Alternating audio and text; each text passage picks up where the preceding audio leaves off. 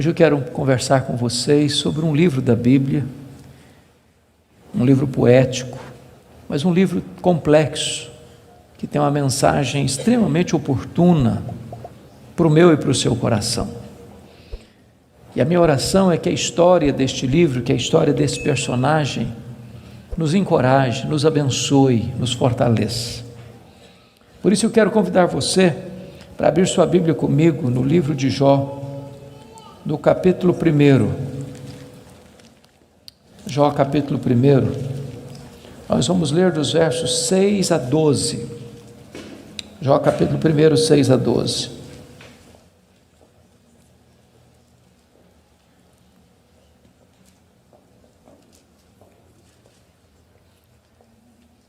Está escrito: num dia em que os filhos de Deus vieram apresentar-se perante o Senhor, veio também Satanás entre eles. Então perguntou o Senhor a Satanás: de onde vens? Satanás respondeu ao Senhor e disse: de rodear a terra e passear por ela. Perguntou ainda o Senhor a Satanás: observaste o meu servo Jó? Porque ninguém é na terra semelhante a ele, o homem íntegro e reto, temente a Deus e que se desvia do mal. Então respondeu Satanás ao Senhor: porventura Jó debalde ou inutilmente teme a Deus? Acaso não cercaste com sebe a ele, a sua casa e a tudo quanto tem? A obra de suas mãos abençoaste, os seus bens se multiplicaram na terra. Estende, porém, a tua mão e toca-lhe em tudo quanto tem, e verás se não blasfema contra ti na tua face. Disse o Senhor a Satanás: eis que tudo quanto ele tem está em teu poder, somente contra ele não estendas a tua mão. E Satanás saiu da presença do Senhor. Agora capítulo 2, versos de 1 a 6. Num dia em que os filhos de Deus vieram apresentar-se perante o Senhor, veio também Satanás entre eles apresentar-se perante o Senhor. Então o Senhor disse a Satanás: de onde vens? Respondeu Satanás ao Senhor e disse: de rodear a terra e passear por ela. Perguntou o Senhor a Satanás: observaste o meu servo Jó? Porque ninguém é na terra semelhante a ele, homem íntegro e reto, temente a Deus e que se desvia do mal. Ele conserva a sua integridade, embora me incitasses contra ele para o consumir sem causa. Então Satanás respondeu ao Senhor: pele por pele, tudo que o homem tem dará pela sua vida. Estende, porém, a tua mão e toca-lhe nos ossos e na carne, e verás se não blasfema contra ti na tua face. Disse o Senhor a Satanás: eis que ele está em teu poder, mas poupa-lhe a vida. Irmãos, esse texto registra este episódio da reunião de Deus com seus filhos, e eu quero crer que aqui são os anjos. Eu quero crer que esta reunião aconteceu nas regiões celestes. E a Bíblia não nos dá muitos detalhes, mas nos informa que Satanás apareceu por lá. E é curioso que quem provoca a conversa é Deus, perguntando para Satanás: de onde vens? Satanás responde: de rodear a terra e passear por ela. Satanás é uma espécie de turista inveterado. Ele está por aí, está de olho, está antenado, está procurando uma brecha, está procurando alguém para devorar. E Deus cutuca de novo perguntando assim: observaste o meu servo Jó? E Deus dá o currículo de Jó. Não tem ninguém na terra semelhante a ele. Em outras palavras, é o homem mais piedoso dessa geração. Homem íntegro. Íntegro é aquilo que você é com a porta do quarto trancada sem ninguém observando. Homem reto. Reto é aquilo que você é em público e todo mundo está vendo. Homem temente a Deus, princípio da sabedoria. Homem que se desvia do mal, deliberadamente santo. Satanás poderia ter respondido assim: bom, esse eu não conheço ainda não, ando meio ocupado, tenho outras prioridades, quem sabe um dia eu dou uma olhada nele. Mas não foi a resposta de Satanás. Satanás respondeu assim: mas também puderas, desse jeito aí, qualquer um te adora. Tu tens abençoado a vida deste homem, Tu tens cercado a casa deste homem com uma grande muralha de proteção. Os bens deste homem multiplicam na terra. Tudo que esse cara bota a mão vira dinheiro. Desse jeito aí qualquer um te adora. E Satanás insinua duas coisas aqui. Primeiro, ele insinua que Deus precisa subornar as pessoas com bênçãos para receber delas adoração. Satanás insinua que ninguém adora a Deus por quem Deus é, apenas por aquilo que Deus dá. Satanás insinua que as pessoas só se aproximam de Deus por causa das bênçãos de Deus e não por causa do caráter de Deus. Satanás insinua mais. Ele insinua que Jó não é honesto quando adora a Deus. Ele insinua que Jó descobriu que religião é uma grande sacada, que esse negócio de religião dá lucro, que o vetor que move Jó em direção a Deus é o lucro. Mas se Deus tirar de Jó o que o próprio Deus deu para Jó, esse Jó blasfema, em vez de adorar. A grande pergunta é: o que é que um homem tem? Um homem tem família, um homem tem bens. Satanás diz para Deus: toca no que ele tem, e verás se não blasfema contra ti na tua face. Satanás levanta aqui duas teses. A primeira delas: ninguém ama mais a Deus do que o dinheiro. Segunda tese: ninguém ama mais a Deus do que a família. Sem que Jó soubesse, Deus constitui Jó em seu advogado na terra e coloca nas mãos de Jó a defesa da sua reputação e diz para Satanás: pode tocar no que ele tem, só não podes tocar na sua vida. Em outras palavras, Satanás é um ser limitado e limitado por Deus. Ele só pode ir até onde Deus o permite ir e nem 1 centímetro a mais. Nas palavras de Martinho Lutero, Satanás é um cachorro na coleira de Deus. Ele só pode ir até onde a coleira o permite ir e nem 1 centímetro a mais. O nosso Deus manda no céu, o nosso Deus manda na terra, o nosso Deus manda no inferno. Ele manda nos anjos, ele manda nos homens, ele manda nos demônios. Agora, com a permissão de Deus, obviamente, Satanás sai dali para fazer um verdadeiro terremoto na vida financeira de Jó. Confira comigo, capítulo 1, versículo 3, quão rico era este homem. Na parte final do verso 3, somos informados de que este homem era o maior de todos os do Oriente. Sabe o que significa isso? Ele era o homem mais rico da sua geração. Já fomos informados que ele era o mais piedoso. Agora somos informados que ele é o mais rico. E aqui cai um mito. O mito de que um homem rico não pode ser piedoso. Não é verdade isso. É possível ser rico e o mais rico, e é possível esse rico ser piedoso e o mais piedoso. O problema não é ter dinheiro, o problema é o dinheiro nos ter. O problema não é ter dinheiro no bolso, o problema é entronizar dinheiro no coração. O problema não é o dinheiro, o problema é o amor do dinheiro. Agora notem vocês que no capítulo 1, versículo 15, 16 e 17, Satanás vai usar 3 elementos para levar Jó à falência: os sabeus, o fogo e os caldeus. E não foi numa semana, num mês, num ano, numa década, foi num único dia que o homem mais rico da sua geração entra em colapso financeiro, vai à falência. Ora, você e eu conhecemos gente que por muito menos blasfema contra Deus, por muito menos levanta os punhos contra os céus, por muito menos dá um tiro na cabeça. A pergunta é: será que a tese de Satanás era verdadeira? Será que ninguém ama mais a Deus do que o dinheiro? Será que Jó blasfemaria contra Deus? A resposta está no versículo 21 do capítulo 1. Quando Jó recebe a notícia de que ele está falido, ele diz assim: nu saí do ventre da minha mãe, nu eu voltarei. Sabe o que ele está dizendo?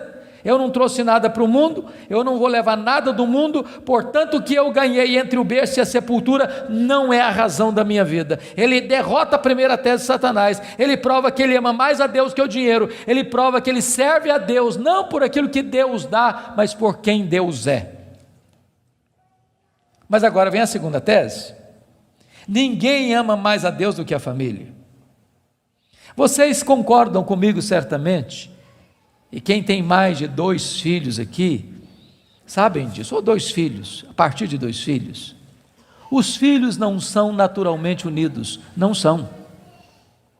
Quando você vê uma família unida, os filhos unidos, pode saber, por trás tem um pai, tem uma mãe que acompanha, que orienta, que aconselha, que intercede, que exorta, que costura essa unidade. Agora, quando tem dinheiro é mais complicado ainda, porque dinheiro não tem liga, dinheiro não tem amálgama. Se você perceber no capítulo 1, versículo 2, Jó tinha 7 filhos e 3 filhas. E você nota que os filhos de Jó eram unidos, caminhavam juntos, celebravam juntos, festejavam juntos. Mas por que esses filhos são unidos? Capítulo 1, versículo 5 responde: porque Jó era um pai que orava pelos filhos, já era um pai que chamava os filhos para exortá-los, já era um pai que levantava sacrifícios em favor dos seus filhos. Ele estava preocupado com a salvação deles, com a santificação deles, com a piedade deles, e a preocupação de Jó não era apenas com a reputação dos filhos, que eles pecassem contra Deus no seu coração. Jó estava mais preocupado com a glória de Deus do que com a reputação dos filhos. Mas agora, com a permissão de Deus, não foi um dia, uma semana depois, um mês depois, um ano depois, nem uma década depois, foi no mesmo dia da tragédia financeira, que Jó recebe o mais amargo recado: seus 10 filhos morreram num único acidente. Agora pense comigo, o que é um homem, o que é um pai, o que é uma mãe, levar para o cemitério todos os seus filhos num único dia. Como é que ele volta de lá? Como é que ele recomeça a vida? Como é que ele se ergue do luto? Como é que ele escreve dali para frente o seu futuro? Será que Jó blasfemaria contra Deus? Será que de fato ninguém ama mais a Deus do que a família? Será que a tese de Satanás era verdadeira? A resposta está no capítulo 1, versículo 20. Quando Jó recebe a notícia dessa tragédia, diz a Bíblia que ele rasga o seu manto, que ele raspa a cabeça, que ele se prostra, que ele adora, e ele diz: o Senhor Deus deu, o Senhor Deus tomou, bendito seja o nome do Senhor. Ele derrota aqui a segunda tese de Satanás, ele prova que ele ama mais a Deus do que a família, ele prova que ele serve a Deus não pela bênção de Deus, mas pelo caráter de Deus, não por aquilo que Deus dá, mas por quem Deus é. Mas aí vem o capítulo 2, e no capítulo 2, mais uma vez os filhos de Deus se reúnem. Eu quero crer que os anjos, eu quero crer que nas regiões celestes, e mais uma vez Satanás aparece por lá.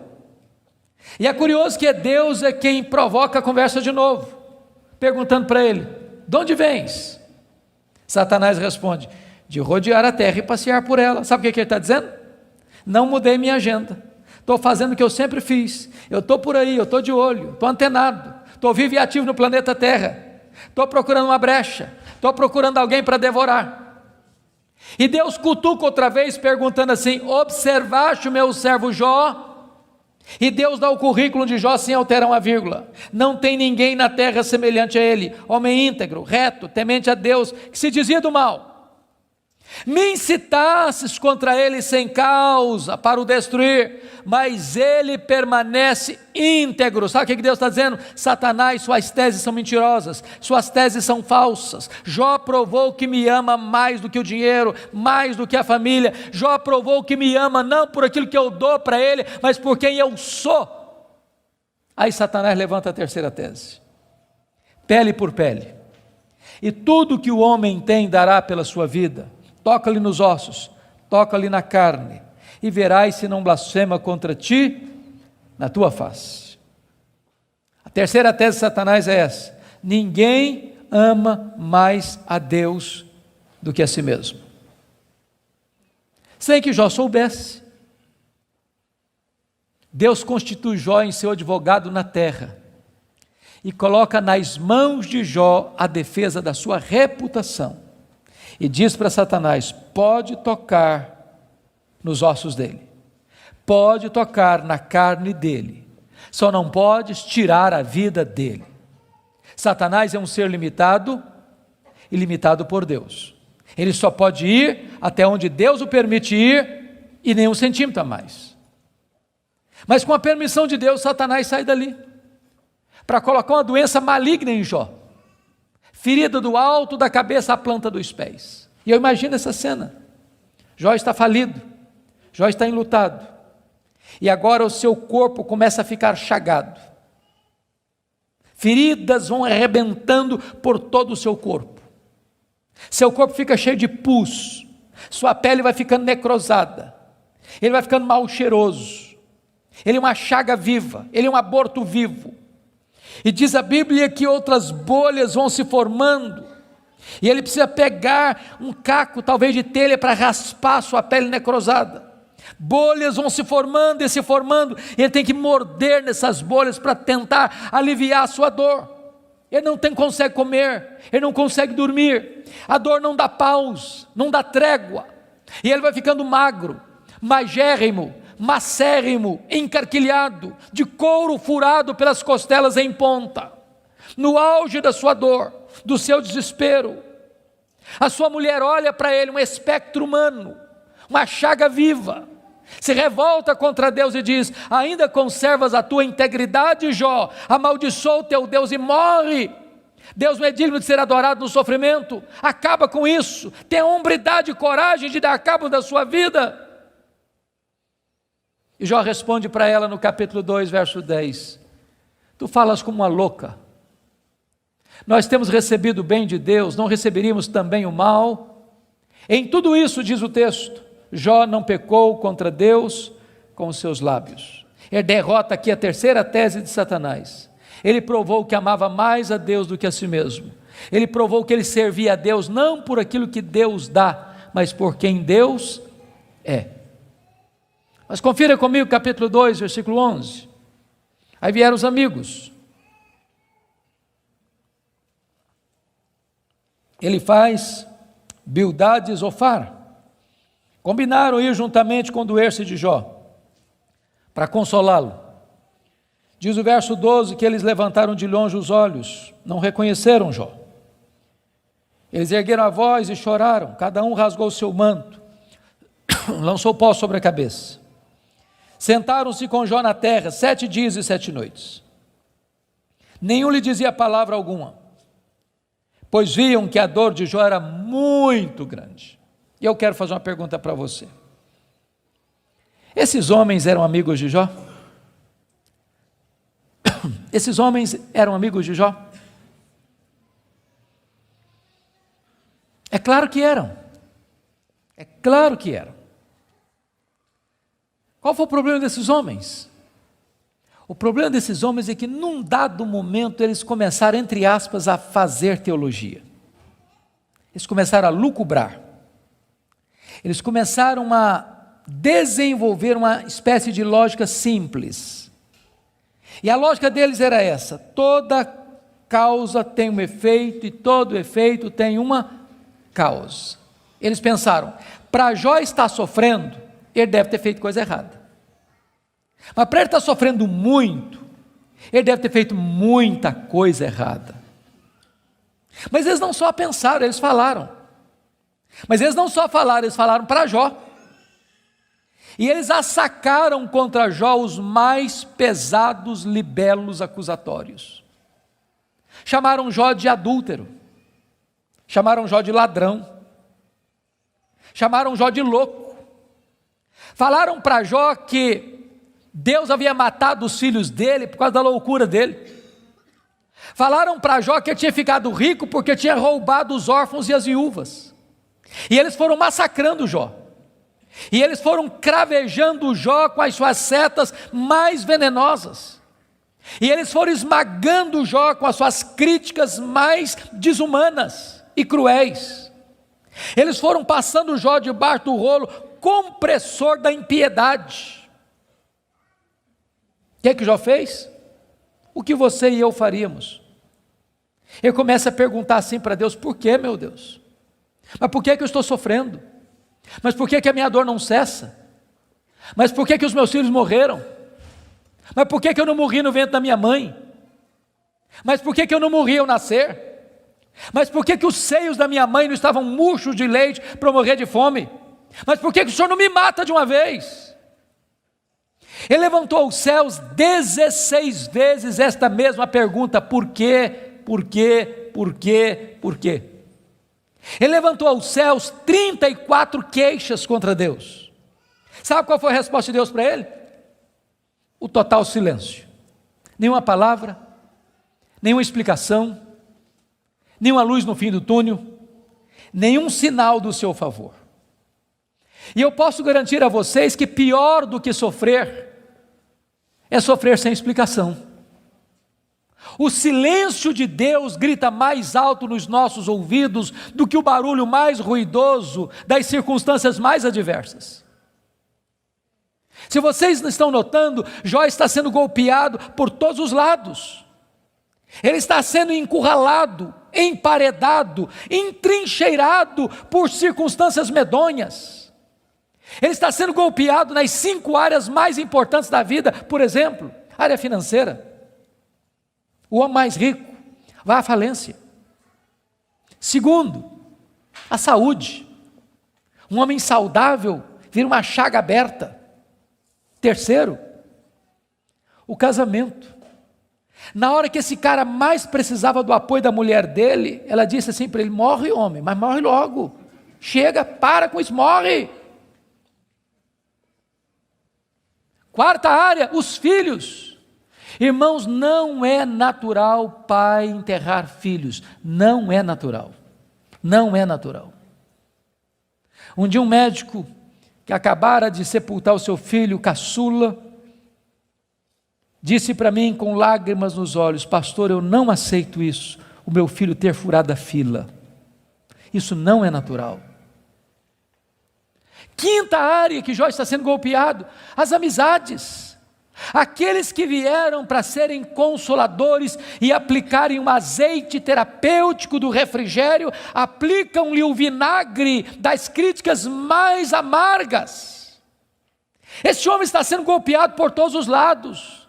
Esse homem, na verdade, está no fundo de um poço. Não tem mais nada para perder.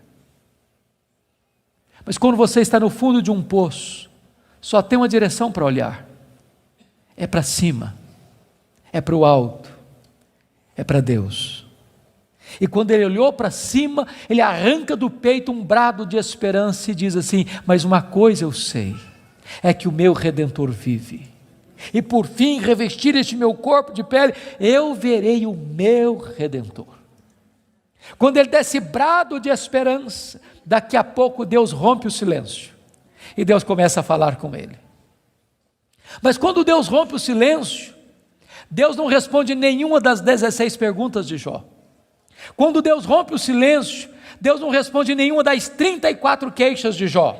Quando Deus rompe o silêncio, Deus faz 70 perguntas para Jó. Todas perguntas retóricas, todas perguntas que não têm uma resposta. Deus pergunta para Jó assim: ô Jó, onde você estava quando eu lançava os fundamentos da terra? Ô Jó, onde você estava quando eu espalhava as estrelas no firmamento? Ô Jó, onde você estava quando eu cercava as águas do mar para elas não invadirem a terra? Ô Jó, me explica aí, onde fica o reservatório do vento? Me explica, Jó, como é que eu formo a geada?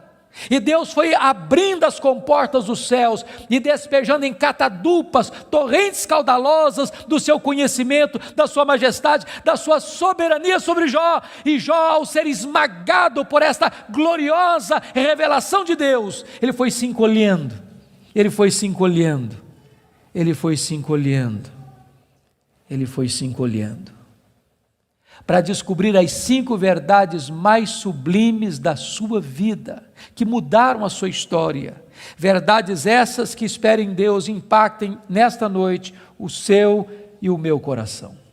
Que verdades são essas? Vá comigo, por favor, para o capítulo 42 deste mesmo livro.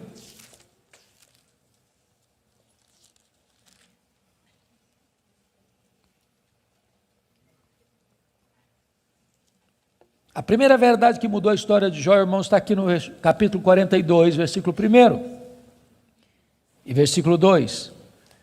Então respondeu Jó ao Senhor: bem sei que tudo podes. Primeira coisa que ele descobre é a onipotência de Deus. Deixa eu dizer uma coisa para você maravilhosa. Você e eu temos impossibilidades intransponíveis. Intransponíveis. Eu gosto muito de ler. Procuro visitar uma livraria pelo menos uma vez por semana, para ver o que está saindo. Você sabe que no Brasil e no mundo, os dois tipos de livros que mais são publicados, primeiro são livros de autoajuda. Depois, livros que ensinam você a ficar rico rápido. São os livros que mais são publicados. Toda semana tem livro novo nessa área. E esses livros dizem assim para você: você tem a força, você é capaz, você tem o poder, você é um gigante, há poder nas suas palavras, basta você fazer cócega no seu interior e levantar-se-á daí um gigante. Sabe o que a Bíblia diz? Exatamente o contrário disso. A Bíblia diz que você e eu somos fracos, mas muito fracos. Por exemplo, nós temos fraquezas físicas. Hoje, gente, gostando ou não, querendo ou não, o tempo vai esculpindo algumas rugas no nosso rosto, indisfarçáveis. De vez em quando um cosmético ajuda. Daqui a pouco uma cirurgia plástica dá uma boa melhorada. Mas chega uma hora que nem Pitangui e a sua equipe dão mais jeito. As pernas ficam bambas, os joelhos trôpegos, as mãos descaídas, os olhos embaçados, e diz os entendidos que cada fio de cabelo branco que brota na sua cabeça é a morte chamando você para um duelo. E eu acho até um exército acampado ao meu redor. Nós temos fraquezas físicas. Nós temos fraquezas emocionais, irmãos. Quantas vezes você e eu, nas noites mais tenebrosas da nossa alma, já gememos, já choramos, desesperados, dizendo: meu Deus, eu não aguento mais, eu não aguento mais. Temos fraquezas emocionais. Nós temos fraquezas morais. Quantas vezes você já orou a Deus com sinceridade de coração, dizendo: Deus, eu não quero mais cometer esse erro, Deus, eu não quero mais transgredir e cair nesse mesmo pecado, Deus, eu não quero mais reincidir nesse erro, e daqui a pouco você se flagra cometendo o mesmo erro, o mesmo pecado. Não é porque faltou para você sinceridade, não, faltou para você poder. Temos fraquezas morais. Nós temos fraquezas espirituais. Nós somos um ser ambíguo, nós somos um ser contraditório, nós somos um ser paradoxal. Há uma esquizofrenia enfiada dentro de nós. O bem que nós queremos fazer, nós não o fazemos. O mal que não queremos, esse praticamos. Somos fracos. Mas é tão bom você saber que o seu Deus tudo pode. Não há impossíveis para Ele, não há doença incurável para Ele, não há vida irrecuperável para Ele, não há casamento sem solução para Ele, não há causa perdida para Ele. Ele pode tudo quanto Ele quer, Ele é o todo-poderoso Deus. A grande pergunta, portanto, é esta: quem é o seu Deus? Quão grande é o seu Deus? Quão majestoso é o seu Deus? A W. Tozer, um dos mais importantes escritores do século passado, ele diz que o maior problema da igreja é que ela passa a maior parte do tempo tomando o seu próprio pulso e olhando para o seu próprio umbigo. quando na verdade o nosso principal propósito deveria ser de conhecer a Deus, porque Daniel 11:32 diz que aquele que conhece a Deus é um povo forte e ativo. Quem é o seu Deus? Quão grande é o seu Deus? Quão majestoso é o seu Deus? Quando o profeta Isaías estava escrevendo o seu livro, e agora nós sabemos no capítulo 40, ele diz que o meu Deus, diz Isaías, é aquele que mede as águas na concha da sua mão. Pense comigo no Pacífico, no Atlântico, no Índico, no Mediterrâneo, nos rios, nos mares. Deus mede as águas na concha da sua mão. Vá ao Atlântico, tente esvaziá-lo com um baldinho, veja quanto tempo você vai levar. Diz: o meu Deus é aquele que pesa o pó das montanhas em balança de precisão, como se estivesse pesando partículas de ouro. Ele diz: o meu Deus, ele mede os céus a palmos. Ele diz: o meu Deus espalha as estrelas no firmamento, e por ser forte em força e grande em poder, quando as chama, nenhuma delas vem a faltar. Agora pergunte para um astrônomo, qual é o tamanho desse universo que Deus mediu a palmos? Sabe qual é a resposta dele? Eu não sei. Mas você sabe. Você sabe. Você sabe que o universo não é infinito, porque a infinitude é um atributo exclusivo de Deus. Mas os astrônomos afirmam que o nosso universo tem mais de 93 bilhões de anos-luz de diâmetro. O que significa isso? Significa que se você pudesse voar à velocidade da luz, 300 mil quilômetros por segundo, nessa velocidade você demoraria mais de 93 bilhões de anos para ir de uma extremidade à outra do universo. Pois Deus criou tudo isso, Ele é maior do que tudo isso, Ele é seu Pai, e Ele está dizendo: Ele tudo pode. Pergunte a um astrônomo quantas estrelas existem. Sabe qual é a resposta dele? Eu não sei. Mas eles afirmam categórica e insofismavelmente que há mais estrelas no universo do que grãos de areia em todas as praias e desertos do nosso planeta. Vá um dia à praia, encha a concha da sua mão de areia, leve para casa, bote numa tábua de vidro e conte quantos grãos de areia você consegue colocar na concha da sua mão. Há mais grãos de areia, há mais estrelas no firmamento que todos os grãos de areia de todas as praias e desertos do nosso planeta. Deus não apenas criou todas elas, Deus conhece cada uma delas pelo nome, e por ser forte em força e grande em poder, quando as chama, nenhuma delas vem a faltar. Este é o seu Deus, Ele tudo pode. Mas não é apenas o macro-universo que nos impressiona, não, o micro também. Se você for hoje na sua casa, lá no quintal ou na varanda que tem uma planta, tire lá uma folha, por mais tenra e delgada que ela seja, ela é tão complexa quanto a região metropolitana da Grande Campinas. Chegue em casa hoje, vá na geladeira, pega um ovo, quebre numa frigideira. Aquela gema é mais complexa do que qualquer máquina que o homem jamais inventou. Dr. John Wilson, que é uma das maiores autoridades em oftalmologia no mundo, disse que há em cada um dos nossos olhos em torno de 2 milhões de fios duplos encapados, e se não for assim haveria um curto-circuito e nós ficaríamos cegos. Dr. Marshall Nirenberg, prêmio Nobel de Biologia, fez uma das mais fantásticas descobertas no século passado. Ele descobriu que nós somos um ser programado geneticamente. Ele descobriu que nós somos um ser computadorizadamente, geneticamente. Ele descobriu que você e eu temos em torno de 60 trilhões de células vivas no nosso corpo. Ele descobriu que em cada uma dessas células nós temos 1,70 m de fita DNA, onde estão gravados e computadorizados todos os nossos dados genéticos, a cor dos nossos olhos, a cor da nossa pele, o nosso temperamento. Se você espichar a fita DNA do seu corpo, você tem 102 trilhões de metros de fita DNA, você tem 102 bilhões de quilômetros de fita DNA no seu corpo. Daria para dar diversas voltas no sistema planetário. Dr. Lowy vai dizer que códigos de vida não se originam espontaneamente. Códigos de vida não se originam de uma explosão de milhões, de uma explosão, a mega explosão cósmica.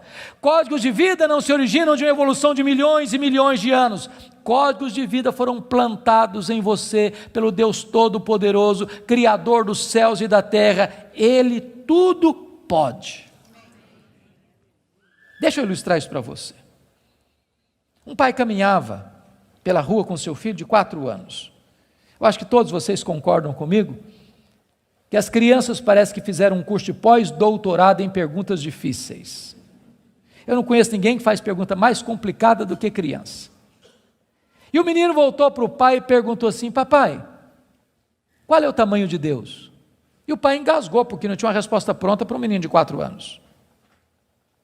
Permaneceu em silêncio, continuou caminhando.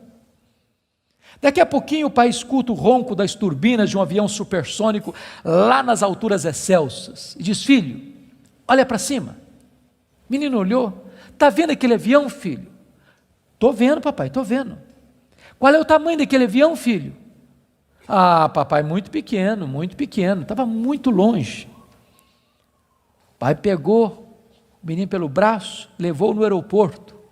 Lá tinha um jumbão de mais de 400 passageiros estacionado. O pai chegou bem próximo e disse: filho, está vendo esse avião? Estou, papai, estou vendo. Qual é o tamanho desse avião, meu filho? Ih, papai, mas grande, muito grande.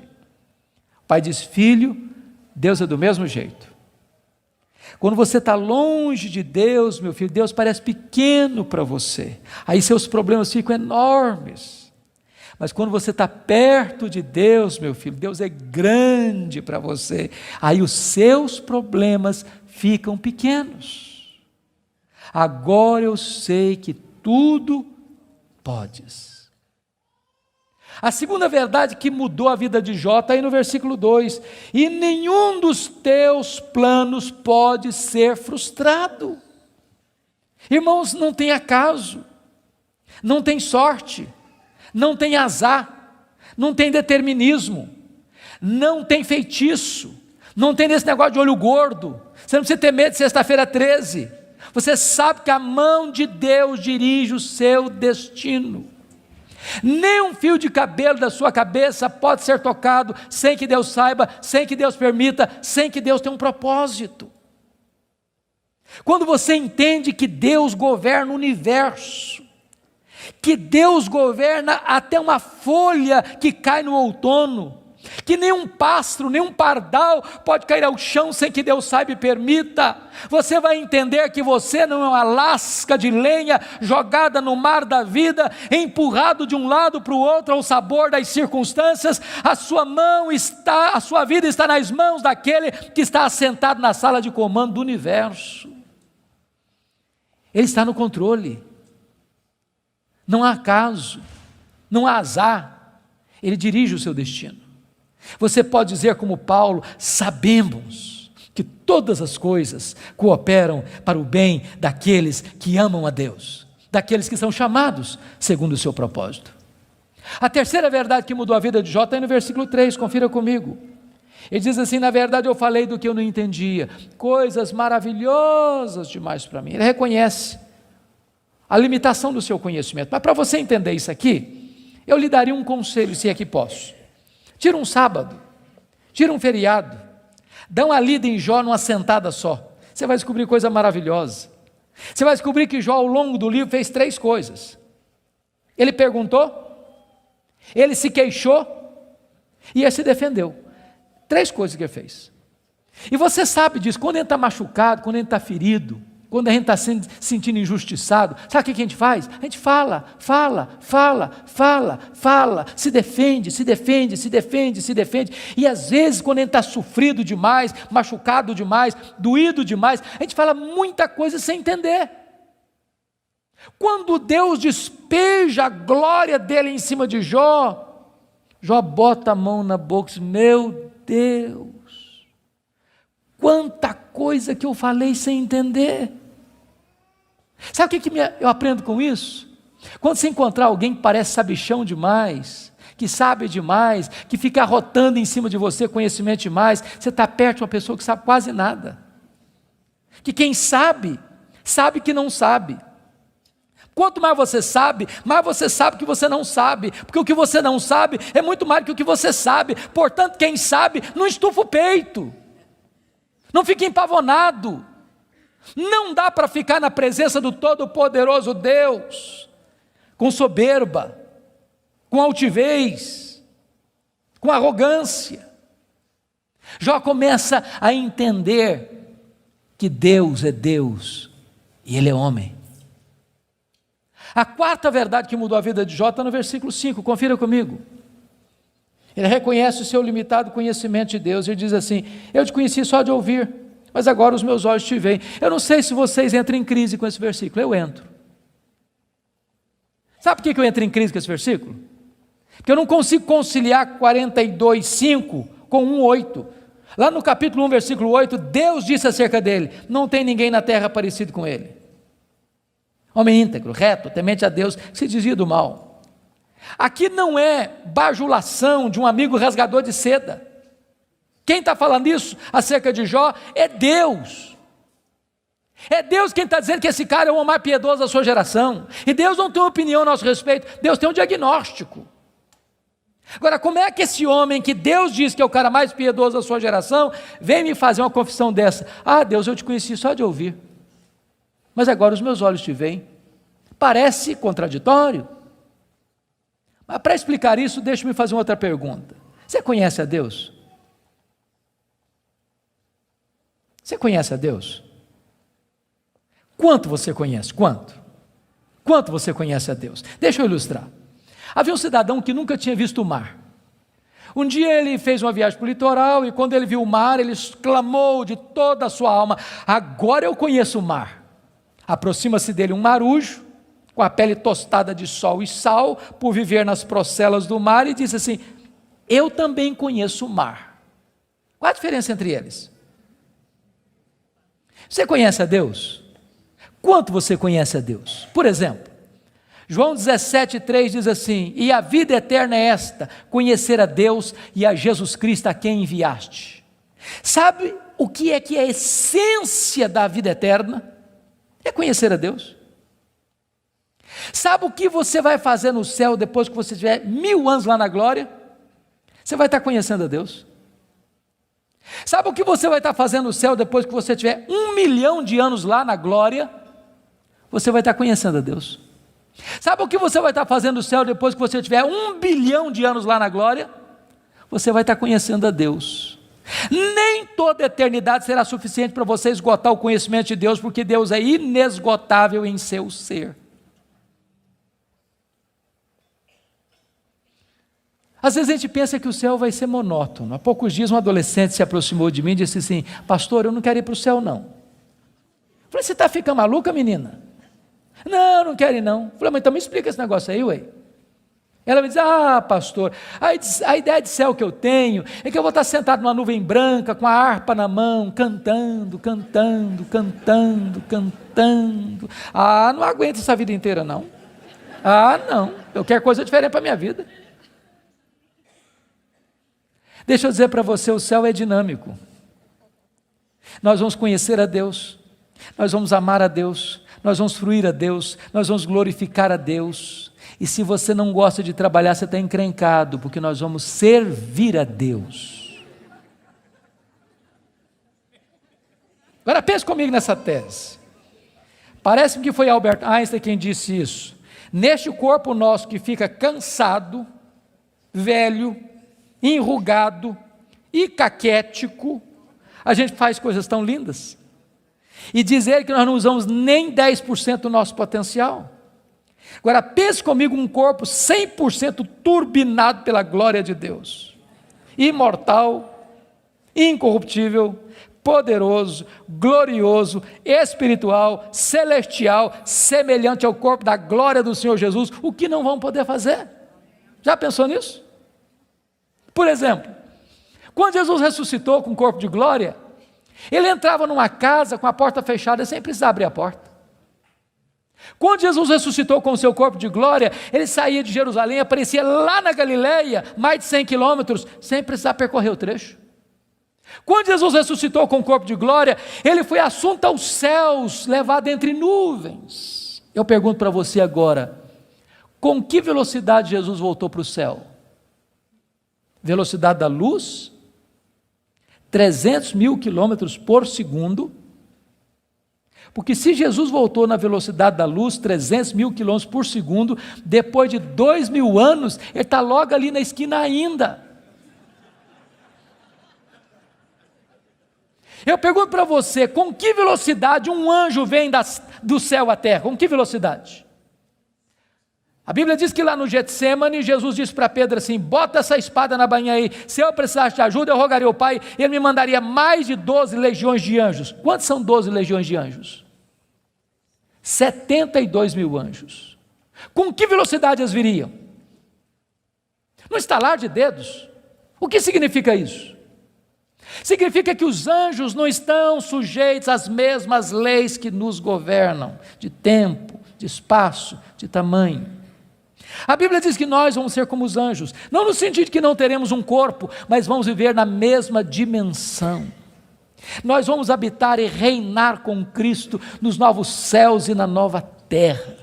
Vamos servir a Ele, vamos trabalhar para Ele, vamos glorificar a Ele, vamos conhecê-lo, e jamais chegará um dia na eternidade que a gente possa dizer assim, agora eu conheço tudo a respeito de Deus, não tem mais nada para conhecer, porque esse dia jamais chegará, porque Deus é inesgotável em seu ser.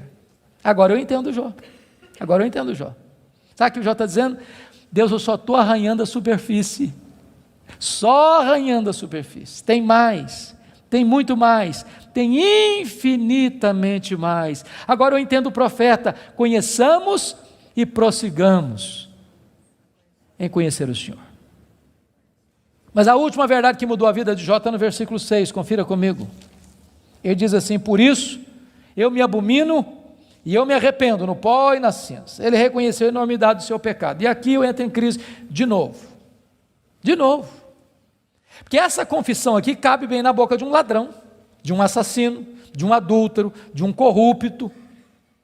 Mas não cabe na boca do camarada que o próprio Deus diz que ele é o mais piedoso da sua geração. Eu me abomino. E eu me arrependo no pó e na cinza. Como é que você vai entender isso? A grande questão aqui é a seguinte, irmãos, as pessoas que mais sofrem e lamentam os seus pecados não são as pessoas que mais pecam. As pessoas que mais choram, lamentam e confessam os seus pecados são as pessoas que mais perto de Deus andam. Quem anda longe de Deus nem consciência de pecado tem. Eu estava pregando final do ano passado no Hospital Cruz Azul em São Paulo. E a Eleni Vassão, que é capelã, me disse, nós lidamos com uma situação muito triste, agora recente. Eu perguntei, o que foi, Eleni? O que aconteceu?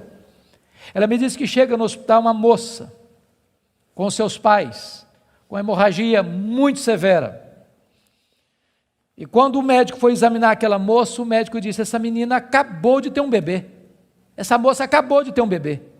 E a moça protestou, falou, não, o senhor está enganado, eu não estava grávida não. Os pais disseram, não, essa moça não estava grávida. E o médico radicalizou, pois essa moça acabou de ter um bebê. E a família inteira negou. E o médico radicalizou de novo, tragam-me o bebê, senão eu denuncio o fato à polícia. Daqui meia hora, chegou um bebê, morto, numa caixa de isopor. E Helene disse, pastor, nenhum sintoma de culpa, nem nos pais, nem na moça, nenhum sofrimento.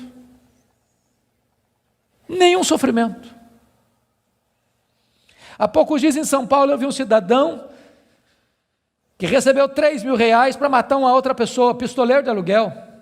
Ele nunca tinha visto aquele homem nunca tinha falado mal dele, nunca tinha feito mal para ele. Ele recebeu 3 mil reais, botou no bolso, foi lá, deu 5 tiros na pessoa, matou a pessoa, foi para casa, tomou um banho, jantou e dormiu.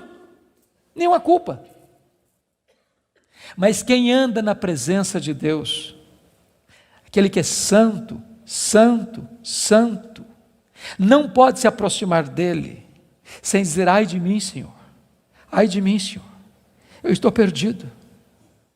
Não pode se aproximar dele sem dizer: Senhor, eu me abomino no pó e na cinza, eu me arrependo, porque na presença desse Deus até os serafins cobrem o rosto. Então preste bem atenção nisso. Se você encontrar um crente que toda hora que ele falar com você, ele é o herói, ele tem uma história para contar, onde ele está na frente, onde ele sabe mais, onde ele é mais piedoso, onde ele sempre está contando os seus feitos, os seus prodígios, e enaltecendo a si mesmo, e batendo palmas para si mesmo, pode ter certeza, você está perto de alguém que está longe de Deus. Porque é impossível estar na presença de Deus sem dizer: ai de mim, Senhor, ai de mim, Senhor, ai de mim, Senhor. Agora eu não sei se você já parou para perguntar por que Deus restaurou a sorte de Jó, versículo 10, quando ele orava para os seus amigos. Já perguntou isso? Por que Deus restaurou a sorte dele quando ele orava pelos seus amigos? Deixa eu fazer uma perguntinha para você. Alguém já falou mal de você alguma vez? Ou você é um cara tão espiritual que nunca ninguém falou mal de você? O que você sente quando alguém fala mal de você? Você fica feliz? Você dá pulos de alegria? O que vocês acham que Jó sentiu quando os amigos dele falaram assim: você é um ladrão, cara? Ô Jó, você é adúltero. Sabe por que você está rico assim, que você ficou rico, cara? Você roubou as viúvas, roubou os órfãos. Ô Jó, sabe por que você enterrou aqueles meninos? Você é louco, Deus pesou a mão sobre você, porque você é louco, por isso que os meninos morreram, além de enterrar os filhos, ainda recebe a culpa. O que vocês acham que Jó sentiu, irmãos? Sabe o que ele fez? Ele se defendeu, mas quem se defende, sabe o que tem às vezes no coração? Dor, mágoa, ressentimento. Sabe o que Deus está falando para esse homem ser restaurado? Deus está dizendo: meu filho, saia desta arena da autodefesa e entre na brecha da intercessão. Porque enquanto você se defende e tem mágoa, mas você não consegue orar por alguém e ter mágoa desse alguém ao mesmo tempo. Quando você ora por alguém, a oração restaura você e restaura as pessoas pelas quais você ora. Enquanto Jó orava, Deus restaurou a sua sorte. Satanás tentou destruir as 5 áreas da vida de Jó, pois essas mesmas 5 áreas Deus restaurou uma a uma. Primeira área que Deus restaurou, confira comigo, versículo 16, foi a saúde dele. Ele passou a ter mais 140 anos. Viu os filhos dos filhos até a 3ª e 4ª geração. Eu acho que não ficou nem cicatriz, nem sequela.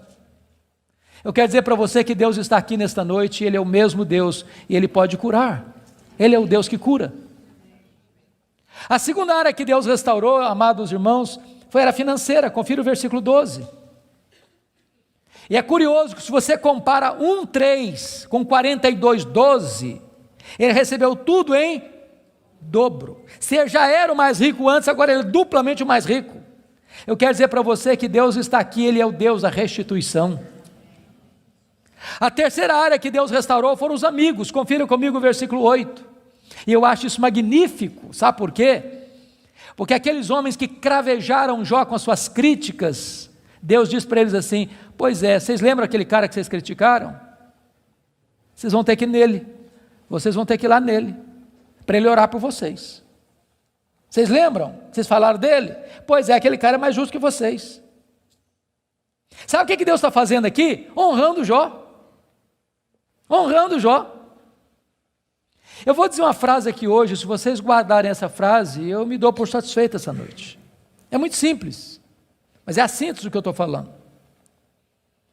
Cuida da tua piedade, e Deus cuidará da tua reputação. Você não tem que se defender, você tem que orar, porque quando você ora, Deus defende você.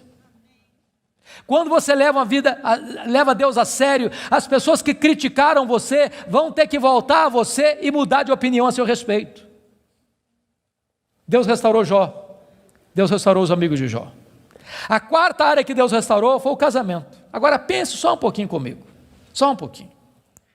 Quando Jó estava numa magrela, A mulher dele disse assim: morre, homem, morre logo, cara, morre.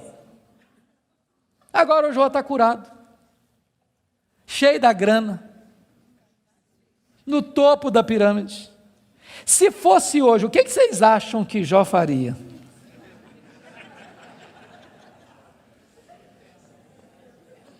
Eu acho que ele ia dizer assim: você queria que eu morresse, né?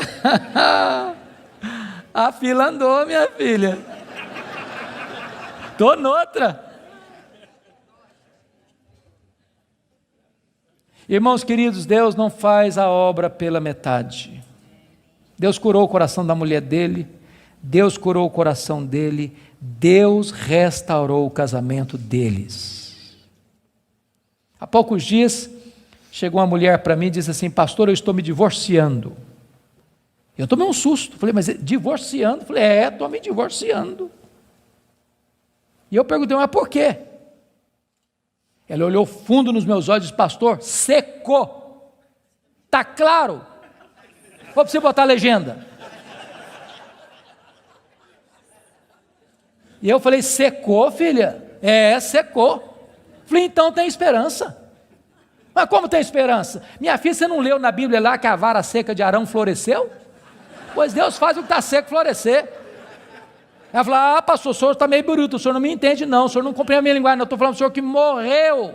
Está claro agora? Morreu. Eu falei: morreu, filha? Morreu, sim, senhor. Falei: então tem esperança. Ué, você não já leu na Bíblia que Jesus ressuscita os mortos? Pois Jesus ressuscita esse sentimento que está morto aí, ué. Pastor, o senhor está ficando biruto, o senhor não está me entendendo não, eu estou falando para o senhor que acabou. Está claro agora? Acabou. Falei: acabou, filha? Ué, então tem esperança. Ué, você não leu na Bíblia lá que Deus chama a existência as coisas que não existem? Deus pode chamar a existência o que não tem aí, ué. Você não vai divorciar essa semana não. Nós vamos orar uma semana. Daqui a semana você volta aqui. Passou uma semana, ela voltou. Falou: pastor, acabou. Acabou a vontade de divorciar. Deus está mudando meu coração, estou animado e nós vamos continuar juntos. Deixa eu dizer uma coisa para você: Deus está aqui. E Deus é o Deus que restaura casamentos quebrados. Finalmente, a última área que Deus restaurou, com os filhos. Capítulo 1, versículo 2, quantos filhos Jó tinha? 10 filhos. 42, 13, quantos filhos Jó vai ter agora? Quantos? Quantos? 10. Aí vocês dizem: bom, então não foi tudo em dobro. Porque se ele tinha 10 e Deus deu tudo em dobro, quanto é que devia ter agora? 20. Então não foi tudo em dobro. Como é que a gente entende isso? Deixa eu dizer uma coisa para você, querido. Quando uma ovelha morre, você perde uma ovelha. Mas quando um filho morre, você não perde um filho. Como aquele pai que voltava do cemitério, e o amigo disse: meus sentimentos, eu soube que o senhor perdeu o seu filho. Eu disse: não, eu não perdi meu filho. Você perde alguém quando você não sabe onde ele está. Eu sei onde está meu filho, eu sei com quem está meu filho está no céu, meu filho está com Jesus, eu não perdi o meu filho.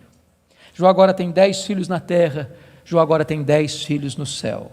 Deus restaurou completamente.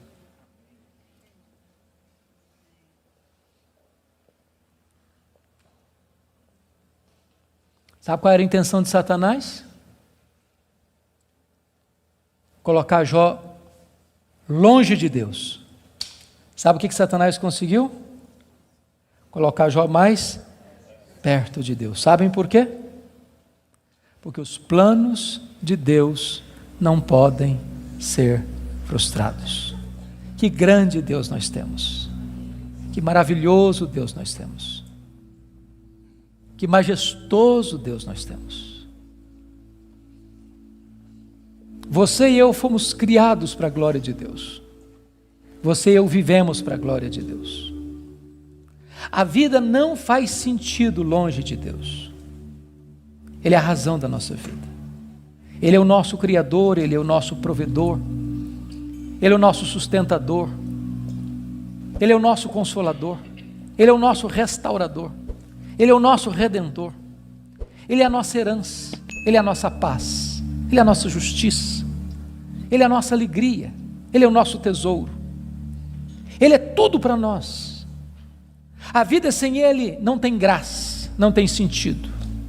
Você tem um vazio dentro de você com o formato de Deus, e só Deus pode preencher esse vazio. Adore este Deus, curve-se diante dEle, renda-se a Ele. Ele está no controle do universo, mas Ele está no controle da sua vida. Nada, nem ninguém pode frustrar o plano dEle na sua história, na sua vida. Eu quero orar por você nesta noite. Se você deseja que Deus se manifeste a você, e você quer colocar sua vida nas mãos dEle, onde você está, fique em pé. Eu quero orar em seu favor.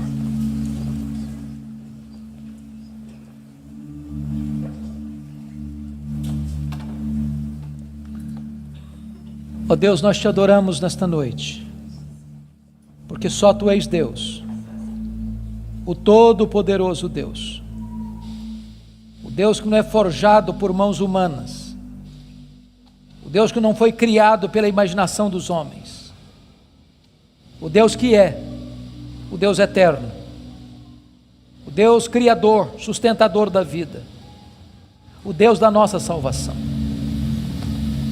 Tu estás aqui neste lugar, ó Deus, e nós te rogamos que Tu sondes os nossos corações, que Tu olhes para nós, que Tu nos visites, que Tu nos restaures. E se porventura entrou alguém aqui, Deus, sem Te conhecer como Deus pessoal, que esta seja a noite da reconciliação contigo, a noite da salvação, a noite da restauração. Se alguém entrou aqui, Deus, passando crises na vida financeira, na saúde, no casamento, na relação com os filhos, na relação com os amigos, que essa seja uma noite de cura e de restauração. Se alguém entrou aqui, Deus, cheio de perguntas e de queixas, sem respostas, que nesta noite Tu te reveles a este coração, dando respostas aos céus, que aliviem a alma, que aquietem o coração. Conceda a Tua graça sobre o Teu povo, derrama sobre nós a luz do Teu rosto.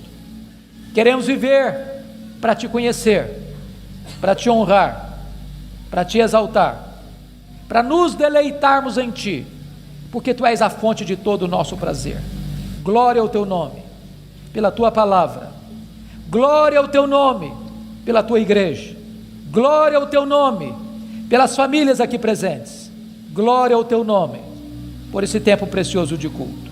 Nós Te adoramos, na pessoa do Teu Filho, nosso Redentor. Aleluia. Amém.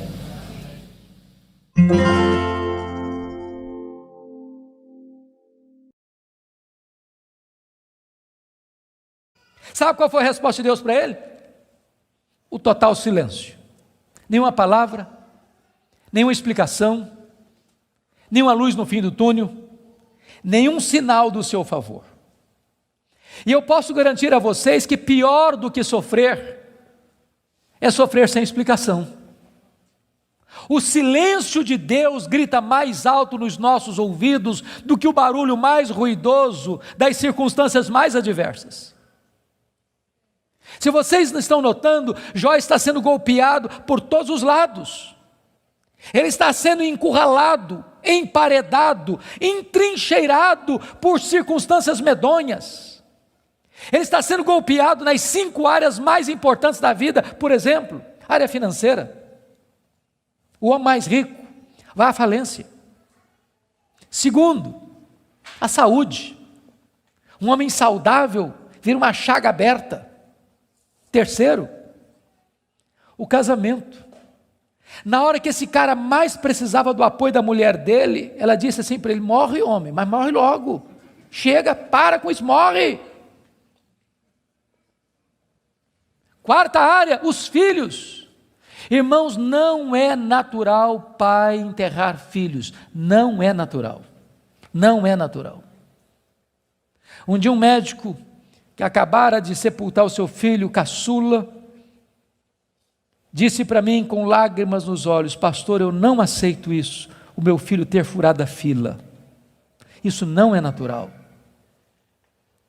Quinta área que Jó está sendo golpeado: as amizades. Aqueles que vieram para serem consoladores e aplicarem um azeite terapêutico do refrigério, aplicam-lhe o vinagre das críticas mais amargas. Esse homem está sendo golpeado por todos os lados. Esse homem, na verdade, está no fundo de um poço. Não tem mais nada para perder.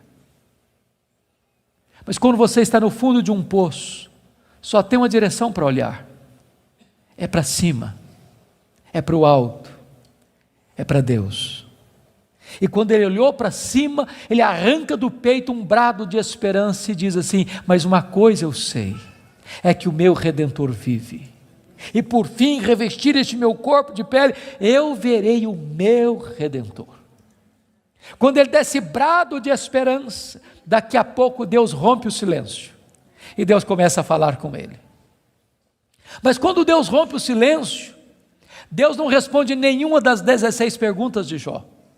Quando Deus rompe o silêncio, Deus não responde nenhuma das 34 queixas de Jó.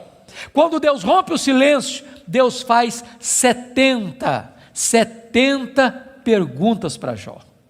Todas perguntas retóricas, todas perguntas que não têm uma resposta. Deus pergunta para Jó assim: ô Jó, onde você estava quando eu lançava os fundamentos da terra? Ô Jó, onde você estava quando eu espalhava as estrelas no firmamento? Ô Jó, onde você estava quando eu cercava as águas do mar para elas não invadirem a terra? Ô Jó, me explica aí, onde fica o reservatório do vento? Me explica, Jó, como é que eu formo a geada? E Deus foi abrindo as comportas dos céus e despejando em catadupas, torrentes caudalosas do seu conhecimento, da sua majestade, da sua soberania sobre Jó. E Jó, ao ser esmagado por esta gloriosa revelação de Deus, ele foi se encolhendo, ele foi se encolhendo, ele foi se encolhendo, ele foi se encolhendo, para descobrir as 5 verdades mais sublimes da sua vida, que mudaram a sua história. Verdades essas que, espero em Deus, impactem nesta noite o seu e o meu coração. Que verdades são essas? Vá comigo, por favor, para o capítulo 42 deste mesmo livro.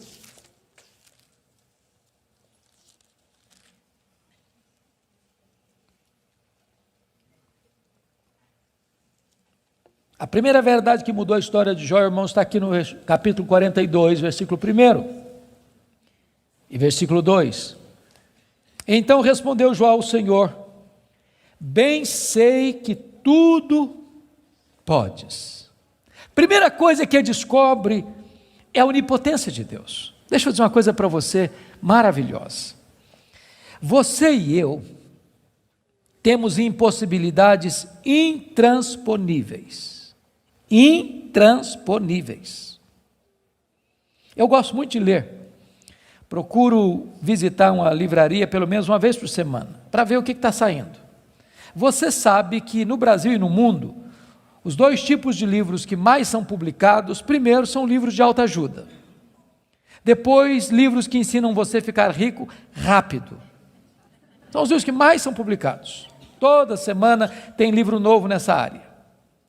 E esses livros dizem assim para você: você tem a força, você é capaz, você tem o poder, você é um gigante, há poder nas suas palavras, basta você fazer cócega no seu interior e levantar-se-á daí um gigante. Sabe o que a Bíblia diz? Exatamente o contrário disso. A Bíblia diz que você e eu somos fracos, mas muito fracos. Por exemplo, nós temos fraquezas físicas. Hoje, gente, gostando ou não, querendo ou não, o tempo vai esculpindo algumas rugas no nosso rosto, indisfarçáveis. De vez em quando um cosmético ajuda. Daqui a pouco uma cirurgia plástica dá uma boa melhorada. Mas chega uma hora que nem Pitangui e a sua equipe dão mais jeito. As pernas ficam bambas, os joelhos trôpegos, as mãos descaídas, os olhos embaçados, e diz os entendidos que cada fio de cabelo branco que brota na sua cabeça é a morte chamando você para um duelo. E eu acho até um exército acampado ao meu redor. Nós temos fraquezas físicas. Nós temos fraquezas emocionais, irmãos. Quantas vezes você e eu, nas noites mais tenebrosas da nossa alma, já gememos, já choramos, desesperados, dizendo: meu Deus, eu não aguento mais, eu não aguento mais. Temos fraquezas emocionais. Nós temos fraquezas morais. Quantas vezes você já orou a Deus com sinceridade de coração, dizendo: Deus, eu não quero mais cometer esse erro, Deus, eu não quero mais transgredir e cair nesse mesmo pecado, Deus, eu não quero mais reincidir nesse erro, e daqui a pouco você se flagra cometendo o mesmo erro, o mesmo pecado. Não é porque faltou para você sinceridade, não, faltou para você poder. Temos fraquezas morais. Nós temos fraquezas espirituais. Nós somos um ser ambíguo, nós somos um ser contraditório, nós somos um ser paradoxal. Há uma esquizofrenia enfiada dentro de nós. O bem que nós queremos fazer, nós não o fazemos. O mal que não queremos, esse praticamos. Somos fracos. Mas é tão bom você saber que o seu Deus tudo pode. Não há impossíveis para Ele, não há doença incurável para Ele, não há vida irrecuperável para Ele, não há casamento sem solução para Ele, não há causa perdida para Ele. Ele pode tudo quanto Ele quer. Ele é o todo-poderoso Deus. A grande pergunta, portanto, é esta: quem é o seu Deus? Quão grande é o seu Deus? Quão majestoso é o seu Deus? A W. Tozer, um dos mais importantes escritores do século passado, ele diz que o maior problema da igreja é que ela passa a maior parte do tempo tomando o seu próprio pulso e olhando para o seu próprio umbigo, quando na verdade o nosso principal propósito deveria ser de conhecer a Deus, porque Daniel 11:32 diz que aquele que conhece a Deus é um povo forte e ativo. Quem é o seu Deus? Quão grande é o seu Deus? Quão majestoso é o seu Deus? Quando o profeta Isaías estava escrevendo o seu livro, e agora nós sabemos no capítulo 40, ele diz que o meu Deus, diz Isaías, é aquele que mede as águas na concha da sua mão. Pense comigo no Pacífico, no Atlântico, no Índico, no Mediterrâneo, nos rios, nos mares. Deus mede as águas na concha da sua mão. Vá ao Atlântico, tente esvaziá-lo com um baldinho, veja quanto tempo você vai levar. Diz: o meu Deus é aquele que pesa o pó das montanhas em balança de precisão, como se estivesse pesando partículas de ouro. Ele diz: o meu Deus, Ele mede os céus a palmos. Ele diz: o meu Deus espalha as estrelas no firmamento, e por ser forte em força e grande em poder, quando as chama, nenhuma delas vem a faltar. Agora pergunte para um astrônomo: qual é o tamanho desse universo que Deus mediu a palmos? Sabe qual é a resposta dele? Eu não sei. Agora eu conheço o mar. Aproxima-se dele um marujo, com a pele tostada de sol e sal, por viver nas procelas do mar, e diz assim: eu também conheço o mar. Qual a diferença entre eles? Você conhece a Deus? Quanto você conhece a Deus? Por exemplo, João 17,3 diz assim: e a vida eterna é esta, conhecer a Deus e a Jesus Cristo a quem enviaste. Sabe o que é a essência da vida eterna? É conhecer a Deus.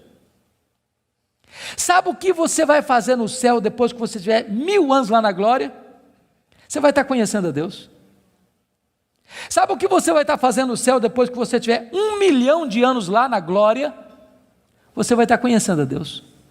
Sabe o que você vai estar fazendo no céu depois que você tiver 1 bilhão de anos lá na glória? Você vai estar conhecendo a Deus. Nem toda eternidade será suficiente para você esgotar o conhecimento de Deus, porque Deus é inesgotável em seu ser. Às vezes a gente pensa que o céu vai ser monótono. Há poucos dias um adolescente se aproximou de mim e disse assim: pastor, eu não quero ir para o céu não. Eu falei: você está ficando maluca, menina? Não quero ir não. Eu falei: mas então me explica esse negócio aí, ué.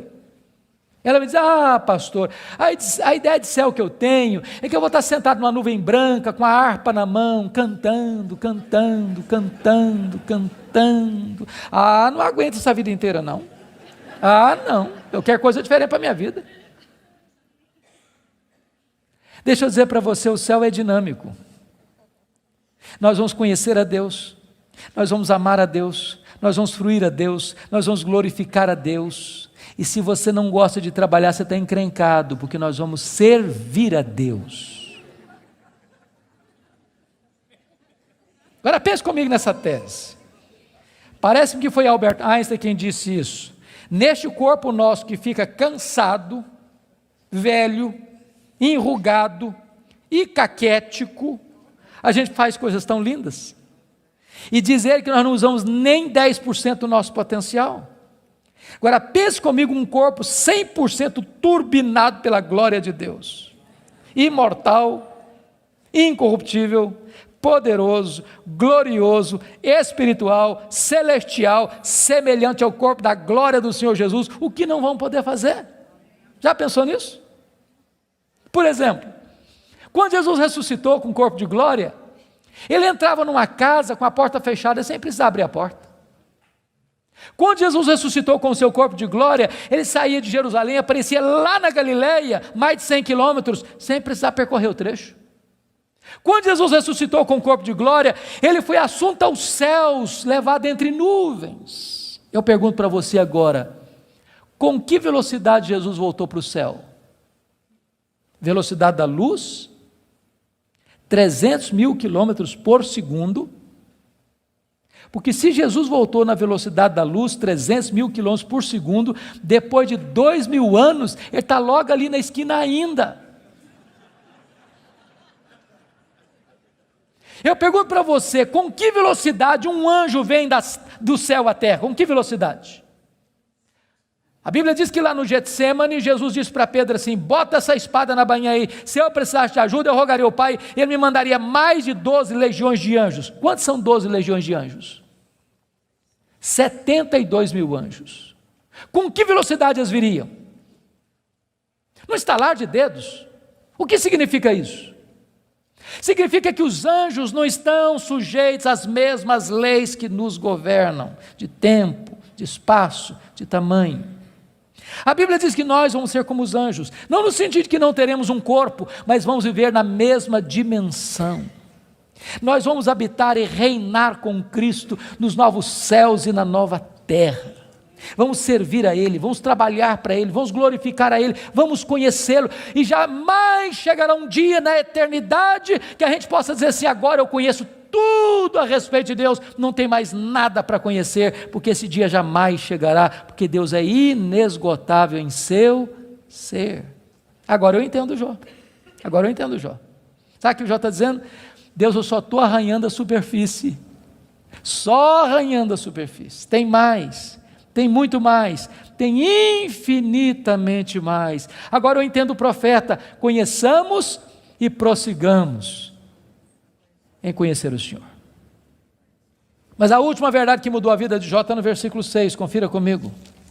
Ele diz assim: por isso eu me abomino e eu me arrependo no pó e na cinza. Ele reconheceu a enormidade do seu pecado. E aqui eu entro em crise de novo.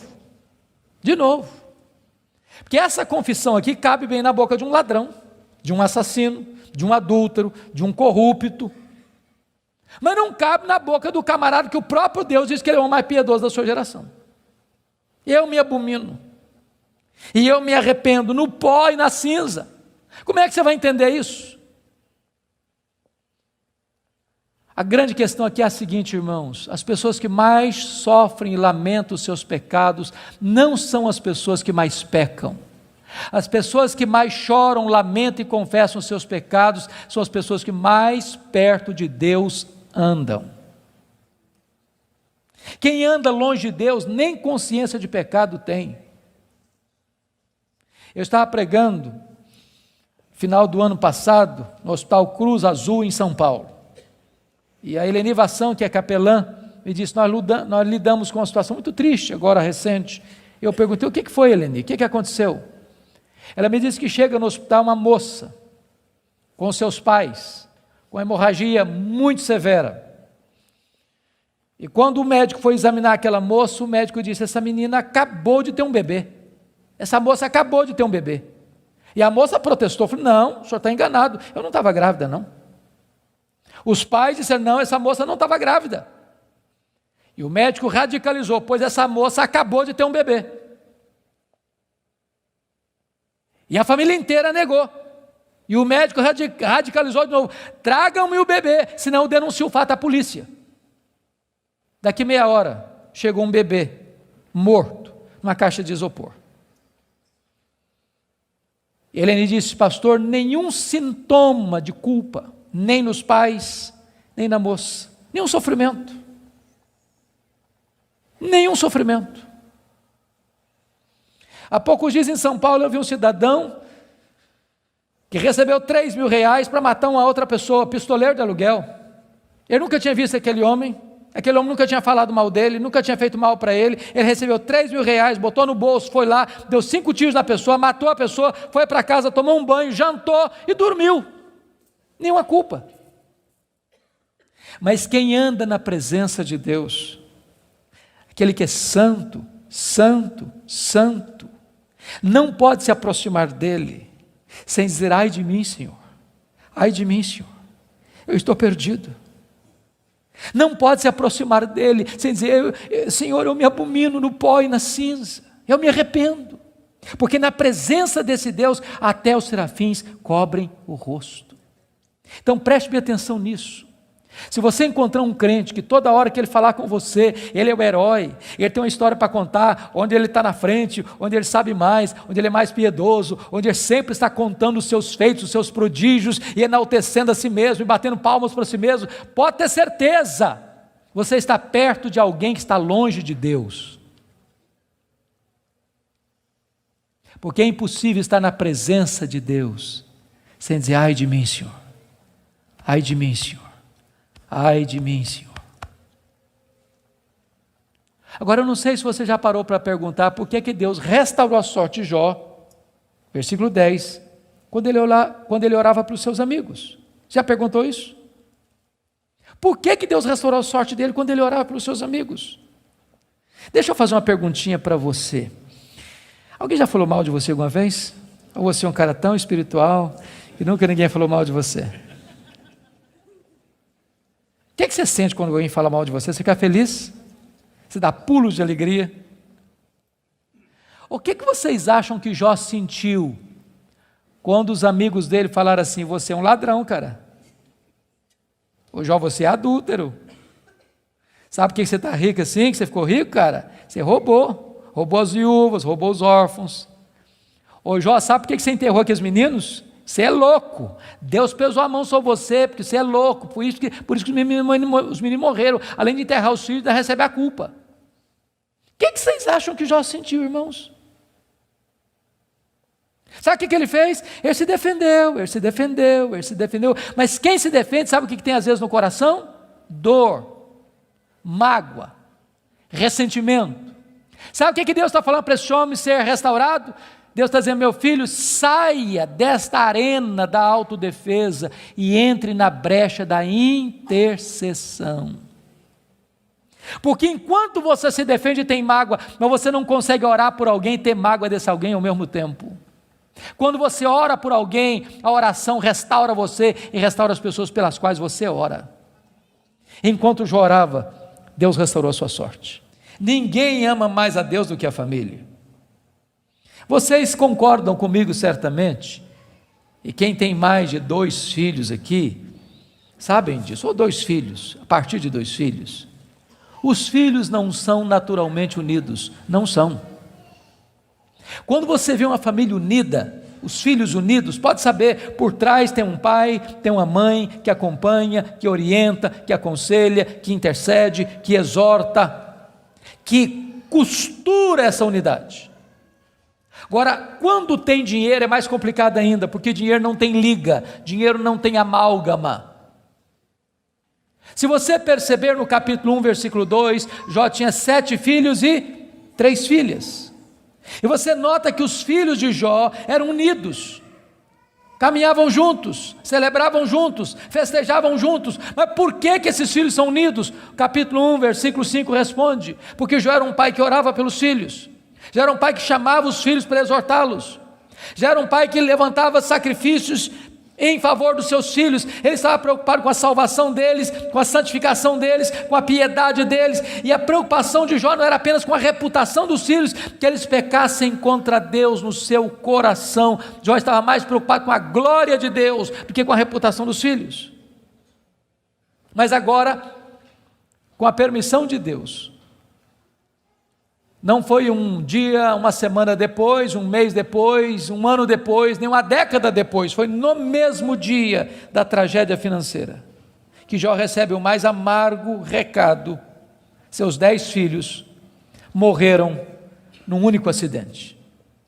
Agora pense comigo, o que é um homem, o que é um pai, o que é uma mãe, levar para o cemitério todos os seus filhos num único dia?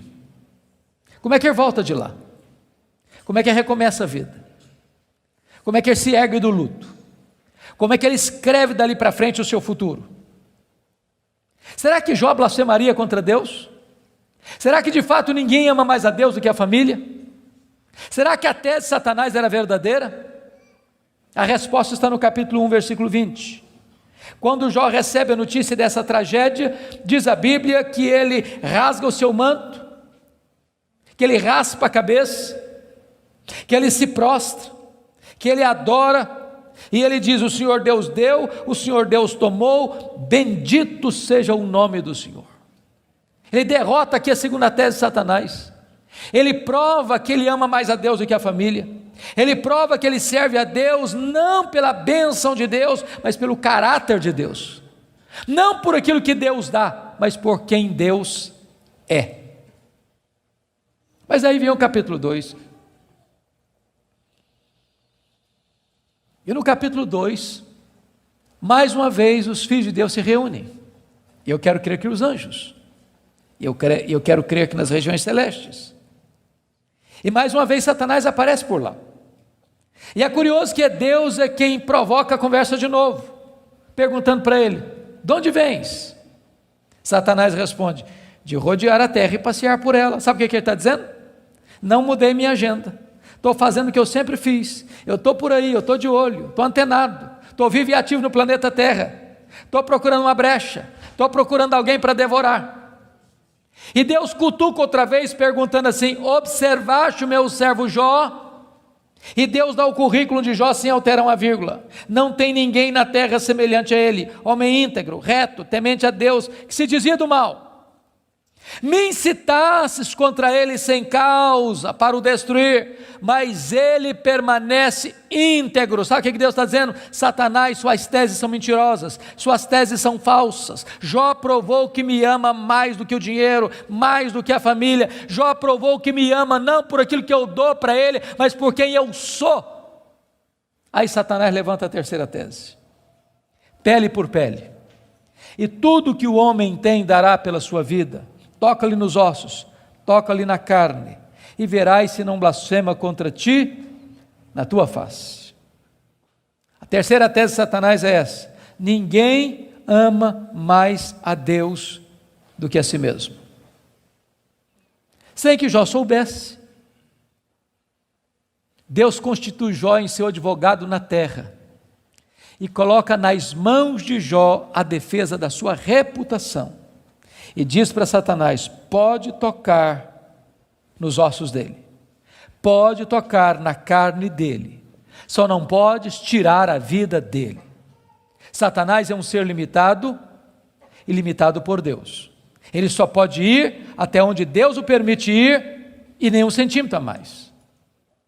Mas com a permissão de Deus, Satanás sai dali para colocar uma doença maligna em Jó, ferida do alto da cabeça à planta dos pés. E eu imagino essa cena: Jó está falido, Jó está enlutado, e agora o seu corpo começa a ficar chagado, feridas vão arrebentando por todo o seu corpo, seu corpo fica cheio de pus, sua pele vai ficando necrosada, ele vai ficando mal cheiroso, ele é uma chaga viva, ele é um aborto vivo, e diz a Bíblia que outras bolhas vão se formando, e ele precisa pegar um caco talvez de telha para raspar sua pele necrosada, bolhas vão se formando, e ele tem que morder nessas bolhas para tentar aliviar a sua dor, ele não consegue comer, ele não consegue dormir, a dor não dá pausa, não dá trégua, e ele vai ficando magro, magérrimo, macérrimo, encarquilhado, de couro furado pelas costelas em ponta, no auge da sua dor, do seu desespero, a sua mulher olha para ele, um espectro humano, uma chaga viva, se revolta contra Deus e diz: ainda conservas a tua integridade, Jó? Amaldiçoa o teu Deus e morre. Deus não é digno de ser adorado no sofrimento, acaba com isso, tenha hombridade e coragem de dar cabo da sua vida. E Jó responde para ela no capítulo 2, verso 10, tu falas como uma louca, nós temos recebido o bem de Deus, não receberíamos também o mal? Em tudo isso, diz o texto, Jó não pecou contra Deus com os seus lábios. Ele derrota aqui a terceira tese de Satanás. Ele provou que amava mais a Deus do que a si mesmo. Ele provou que ele servia a Deus não por aquilo que Deus dá, mas por quem Deus é. Mas confira comigo capítulo 2, versículo 11. Aí vieram os amigos. Ele faz Bildade e Zofar. Combinaram ir juntamente condoer-se de Jó, para consolá-lo. Diz o verso 12 que eles levantaram de longe os olhos, não reconheceram Jó. Eles ergueram a voz e choraram, cada um rasgou o seu manto, lançou pó sobre a cabeça. Sentaram-se com Jó na terra 7 dias e 7 noites. Nenhum lhe dizia palavra alguma, pois viam que a dor de Jó era muito grande. E eu quero fazer uma pergunta para você. Esses homens eram amigos de Jó? Esses homens eram amigos de Jó? É claro que eram. É claro que eram. Qual foi o problema desses homens? O problema desses homens é que num dado momento eles começaram, entre aspas, a fazer teologia. Eles começaram a lucubrar. Eles começaram a desenvolver uma espécie de lógica simples. E a lógica deles era essa: toda causa tem um efeito e todo efeito tem uma causa. Eles pensaram, para Jó estar sofrendo, ele deve ter feito coisa errada. Mas para ele estar sofrendo muito, ele deve ter feito muita coisa errada. Mas eles não só pensaram, eles falaram. Mas eles não só falaram, eles falaram para Jó. E eles assacaram contra Jó os mais pesados libelos acusatórios. Chamaram Jó de adúltero, chamaram Jó de ladrão, chamaram Jó de louco. Falaram para Jó que Deus havia matado os filhos dele por causa da loucura dele. Falaram para Jó que ele tinha ficado rico porque tinha roubado os órfãos e as viúvas. E eles foram massacrando Jó, e eles foram cravejando Jó com as suas setas mais venenosas, e eles foram esmagando Jó com as suas críticas mais desumanas e cruéis. Eles foram passando Jó debaixo do rolo compressor da impiedade. O que é que Jó fez? O que você e eu faríamos? Ele começa a perguntar assim para Deus: por que, meu Deus? Mas por que eu estou sofrendo? Mas por que a minha dor não cessa? Mas por que os meus filhos morreram? Mas por que eu não morri no ventre da minha mãe? Mas por que eu não morri ao nascer? Mas por que os seios da minha mãe não estavam murchos de leite para eu morrer de fome? Mas por que o Senhor não me mata de uma vez? Ele levantou aos céus 16 vezes esta mesma pergunta: por quê, por quê, por quê, por quê? Ele levantou aos céus 34 queixas contra Deus. Mas você sabe que o universo não é infinito, porque a infinitude é um atributo exclusivo de Deus. Mas os astrônomos afirmam que o nosso universo tem mais de 93 bilhões de anos-luz de diâmetro. O que significa isso? Significa que se você pudesse voar à velocidade da luz, 300 mil quilômetros por segundo, nessa velocidade você demoraria mais de 93 bilhões de anos para ir de uma extremidade à outra do universo. Pois Deus criou tudo isso, Ele é maior do que tudo isso, Ele é seu Pai, e Ele está dizendo, Ele tudo pode. Pergunte a um astrônomo quantas estrelas existem. Sabe qual é a resposta dele? Eu não sei. Mas eles afirmam categórica e insofismavelmente que há mais estrelas no universo do que grãos de areia em todas as praias e desertos do nosso planeta. Vá um dia à praia, encha a concha da sua mão de areia, leve para casa, bote numa tábua de vidro e conte quantos grãos de areia você consegue colocar na concha da sua mão. Há mais grãos de areia, há mais estrelas no firmamento que todos os grãos de areia de todas as praias e desertos do nosso planeta. Deus não apenas criou todas elas, Deus conhece cada uma delas pelo nome. E por ser forte em força e grande em poder, quando as chama, nenhuma delas vem a faltar. Este é o seu Deus, Ele tudo pode. Mas não é apenas o macro-universo que nos impressiona, não, o micro também. Se você for hoje na sua casa, lá no quintal ou na varanda que tem uma planta, tire lá uma folha, por mais tenra e delgada que ela seja, ela é tão complexa quanto a região metropolitana da Grande Campinas. Chegue em casa hoje, vá na geladeira, pega um ovo, quebre numa frigideira. Aquela gema é mais complexa do que qualquer máquina que o homem jamais inventou. Dr. John Wilson, que é uma das maiores autoridades em oftalmologia no mundo, disse que há em cada um dos nossos olhos em torno de 2 milhões de fios duplos encapados, e se não for assim haveria um curto-circuito e nós ficaríamos cegos. Dr. Marshall Nirenberg, prêmio Nobel de Biologia, fez uma das mais fantásticas descobertas no século passado. Ele descobriu que nós somos um ser programado geneticamente. Ele descobriu que nós somos um ser computadorizadamente, geneticamente. Ele descobriu que você e eu temos em torno de 60 trilhões de células vivas no nosso corpo.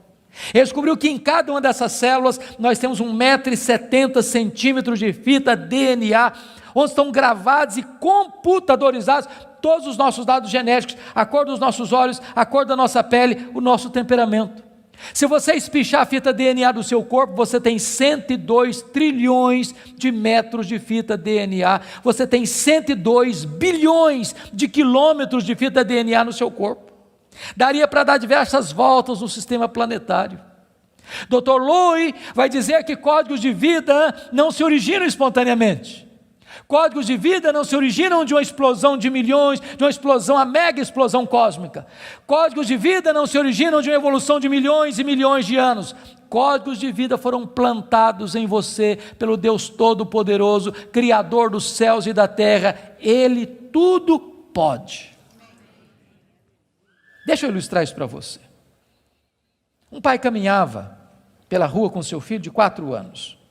Eu acho que todos vocês concordam comigo que as crianças parece que fizeram um curso de pós-doutorado em perguntas difíceis.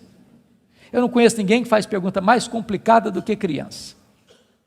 E o menino voltou para o pai e perguntou assim: papai, qual é o tamanho de Deus? E o pai engasgou, porque não tinha uma resposta pronta para um menino de 4 anos. Permaneceu em silêncio, continuou caminhando. Daqui a pouquinho o pai escuta o ronco das turbinas de um avião supersônico lá nas alturas excelsas e diz: filho, olha para cima. O menino olhou: está vendo aquele avião, filho? Estou vendo, papai, estou vendo. Qual é o tamanho daquele avião, filho? Ah, papai, muito pequeno, estava muito longe. O pai pegou o menino pelo braço, levou-o no aeroporto. Lá tinha um jumbão de mais de 400 passageiros estacionado.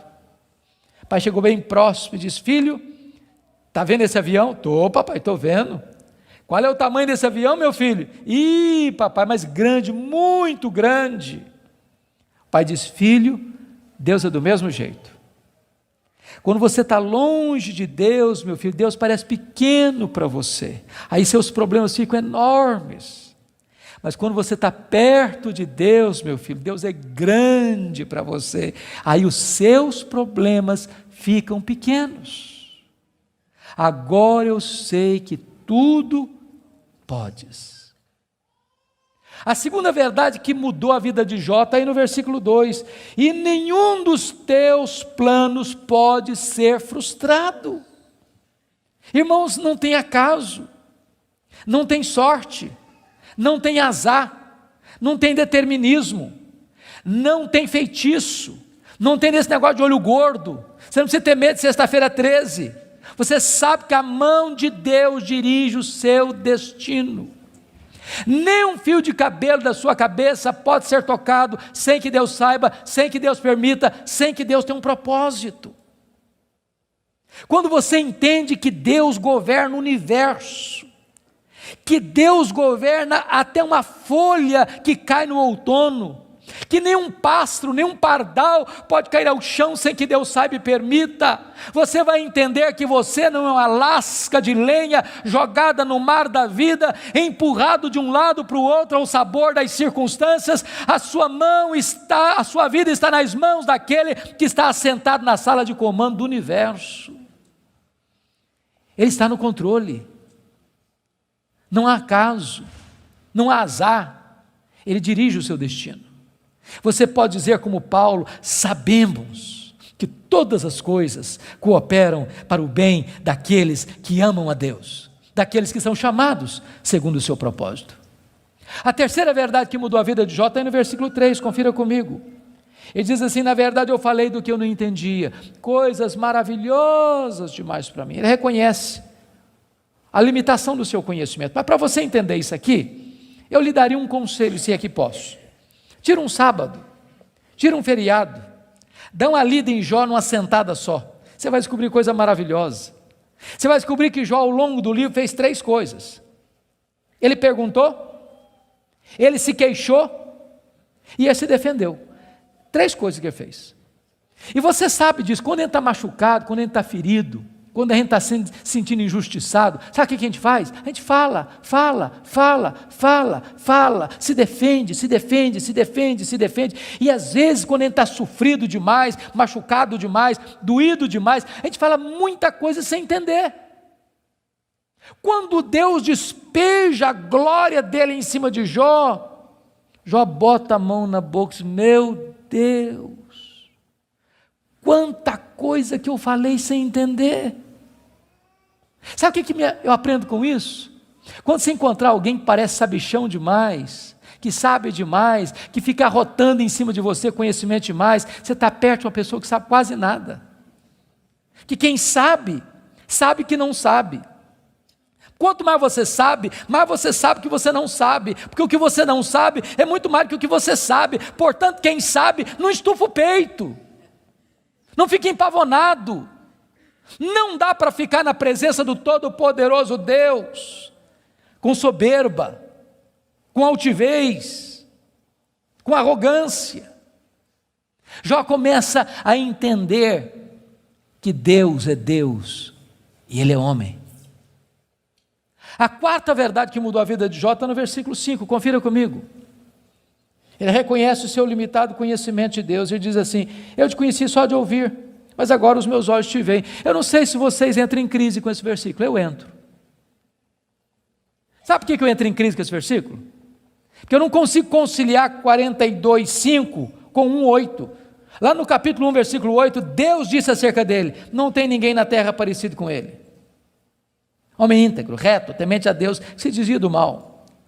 Aqui não é bajulação de um amigo rasgador de seda. Quem está falando isso acerca de Jó é Deus.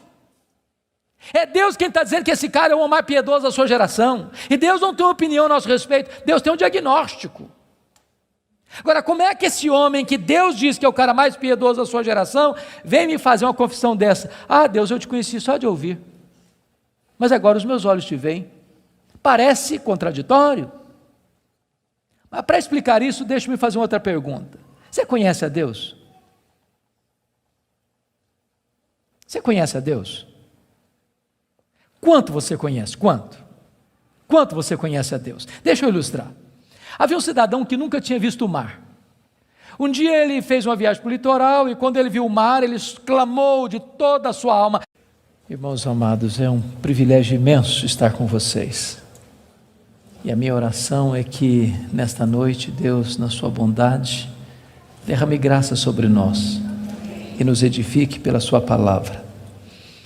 Hoje eu quero conversar com vocês sobre um livro da Bíblia, um livro poético, mas um livro complexo, que tem uma mensagem extremamente oportuna para o meu e para o seu coração. E a minha oração é que a história deste livro, que a história desse personagem, nos encoraje, nos abençoe, nos fortaleça. Por isso eu quero convidar você para abrir sua Bíblia comigo no livro de Jó, no capítulo 1. Jó, capítulo 1. Nós vamos ler dos versos 6 a 12.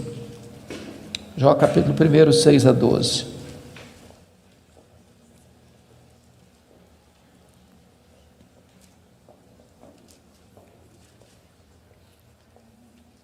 Está escrito: num dia em que os filhos de Deus vieram apresentar-se perante o Senhor, veio também Satanás entre eles.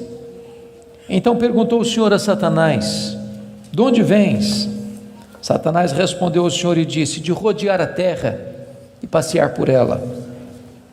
Perguntou ainda o Senhor a Satanás: observaste o meu servo Jó? Porque ninguém é na terra semelhante a ele, o homem íntegro e reto, temente a Deus e que se desvia do mal. Então respondeu Satanás ao Senhor: porventura Jó debalde ou inutilmente teme a Deus? Acaso não cercaste com sebe a ele, a sua casa e a tudo quanto tem? A obra de suas mãos abençoaste, os seus bens se multiplicaram na terra. Estende, porém, a tua mão e toca-lhe em tudo quanto tem, e verás se não blasfema contra ti na tua face. Disse o Senhor a Satanás: eis que tudo quanto ele tem está em teu poder, somente contra ele não estendas a tua mão. E Satanás saiu da presença do Senhor. Agora capítulo 2, versos de 1 a 6. Num dia em que os filhos de Deus vieram apresentar-se perante o Senhor, veio também Satanás entre eles apresentar-se perante o Senhor. Então o Senhor disse a Satanás: de onde vens?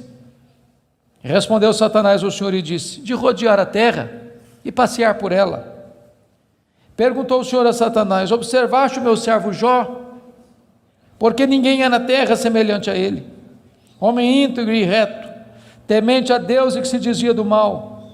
Ele conserva a sua integridade, embora me incitasses contra ele para o consumir sem causa. Então Satanás respondeu ao Senhor: pele por pele, tudo que o homem tem dará pela sua vida. Estende, porém, a tua mão e toca-lhe nos ossos e na carne, e verás se não blasfema contra ti na tua face. Disse o Senhor a Satanás: eis que ele está em teu poder, mas poupa-lhe a vida. Irmãos, esse texto registra este episódio da reunião de Deus com seus filhos.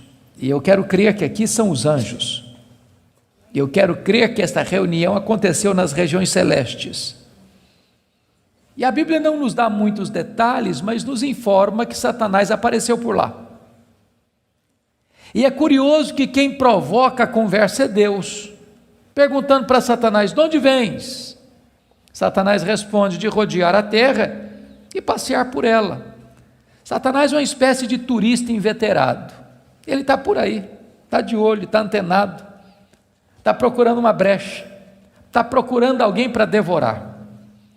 E Deus cutuca de novo perguntando assim: observaste o meu servo Jó? E Deus dá o currículo de Jó: não tem ninguém na terra semelhante a ele, Em outras palavras, é o homem mais piedoso dessa geração. Homem íntegro. Íntegro é aquilo que você é com a porta do quarto trancada, sem ninguém observando. Homem reto. Reto é aquilo que você é em público, e todo mundo está vendo. Homem temente a Deus, princípio da sabedoria. Homem que se desvia do mal, deliberadamente santo. Satanás poderia ter respondido assim: bom, esse eu não conheço ainda não, ando meio ocupado, tenho outras prioridades, quem sabe um dia eu dou uma olhada nele. Mas não foi a resposta de Satanás. Satanás respondeu assim: mas também puderas, desse jeito aí, qualquer um te adora, tu tens abençoado a vida deste homem, tu tens cercado a casa deste homem com a grande muralha de proteção, os bens deste homem multiplicam na terra, tudo que esse cara bota a mão vira dinheiro, desse jeito aí qualquer um te adora. E Satanás insinua duas coisas aqui. Primeiro, ele insinua que Deus precisa subornar as pessoas com bênçãos para receber delas adoração. Satanás insinua que ninguém adora a Deus por quem Deus é, apenas por aquilo que Deus dá. Satanás insinua que as pessoas só se aproximam de Deus por causa das bênçãos de Deus e não por causa do caráter de Deus. Satanás insinua mais. Ele insinua que Jó não é honesto quando adora a Deus. Ele insinua que Jó descobriu que religião é uma grande sacada, que esse negócio de religião dá lucro, que o vetor que move Jó em direção a Deus é o lucro. Mas se Deus tirar de Jó o que o próprio Deus deu para Jó, esse Jó blasfema, em vez de adorar. A grande pergunta é: o que um homem tem? Um homem tem família, um homem tem bens. Satanás diz para Deus: toca no que ele tem, e verás se não blasfema contra ti na tua face. Satanás levanta aqui duas teses. A primeira delas: ninguém ama mais a Deus do que o dinheiro. Segunda tese: ninguém ama mais a Deus do que a família. Sem que Jó soubesse, Deus constitui Jó em seu advogado na terra e coloca nas mãos de Jó a defesa da sua reputação e diz para Satanás: pode tocar no que ele tem, só não podes tocar na sua vida. Em outras palavras, Satanás é um ser limitado e limitado por Deus. Ele só pode ir até onde Deus o permite ir e nem 1 centímetro a mais. Nas palavras de Martinho Lutero, Satanás é um cachorro na coleira de Deus. Ele só pode ir até onde a coleira o permite ir e nem 1 centímetro a mais. O nosso Deus manda no céu, o nosso Deus manda na terra, o nosso Deus manda no inferno. Ele manda nos anjos, ele manda nos homens, ele manda nos demônios. Agora, com a permissão de Deus, obviamente, Satanás sai dali para fazer um verdadeiro terremoto na vida financeira de Jó. Confira comigo, capítulo 1, versículo 3, quão rico era esse homem. Na parte final do verso 3, somos informados de que este homem era o maior de todos os do Oriente. Sabe o que significa isso? Ele era o homem mais rico da sua geração. Já fomos informados que ele era o mais piedoso. Agora somos informados que ele é o mais rico. E aqui cai um mito. O mito de que um homem rico não pode ser piedoso. Não é verdade isso. É possível ser rico e o mais rico, e é possível esse rico ser piedoso e o mais piedoso. O problema não é ter dinheiro, o problema é o dinheiro nos ter. O problema não é ter dinheiro no bolso, o problema é entronizar dinheiro no coração. O problema não é o dinheiro, o problema é o amor do dinheiro. Agora notem vocês que no capítulo 1, versículo 15, 16 e 17, Satanás vai usar 3 elementos para levar Jó à falência: os sabeus, o fogo e os caldeus. E não foi numa semana, num mês, num ano. numa década. Foi num único dia que o homem mais rico da sua geração entra em colapso financeiro, vai à falência. Ora, você e eu conhecemos gente que por muito menos blasfema contra Deus, por muito menos levanta os punhos contra os céus, por muito menos dá um tiro na cabeça. A pergunta é: será que a tese de Satanás era verdadeira? Será que ninguém ama mais a Deus do que o dinheiro? Será que Jó blasfemaria contra Deus? A resposta está no versículo 21 do capítulo 1. Quando Jó recebe a notícia de que ele está falido, ele diz assim: nu saí do ventre da minha mãe, nu eu voltarei. Sabe o que ele está dizendo? Eu não trouxe nada para o mundo, eu não vou levar nada do mundo, portanto o que eu ganhei entre o berço e a sepultura não é a razão da minha vida. Ele derrota a primeira tese de Satanás, ele prova que ele ama mais a Deus que o dinheiro, ele prova que ele serve a Deus, não por aquilo que Deus dá, mas por quem Deus é.